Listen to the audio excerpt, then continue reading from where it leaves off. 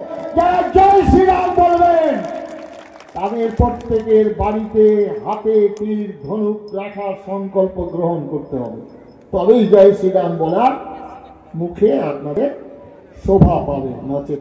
আর সেই দিন রামচন্দ্র কোন মন্ত্র প্রয়োগ করেননি, কোন অলৌকিক শক্তি প্রয়োগ করেনি, বাস্তব প্র্যাকটিক্যাল রামচন্দ্রকে ধনুর্বাণ ধরতে হয়েছিল রাবণের বিরুদ্ধে। একে একে বাণ হেনে রাবণকে সবংশে নিধন করেছিল।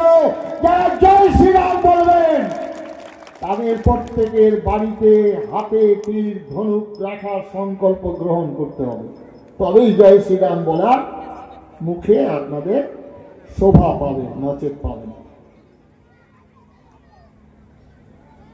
তবে উনি বলতে পারেন সবাই মিলে রামধুন গাও, রামধুন গাইলেই রাবণ শেষ।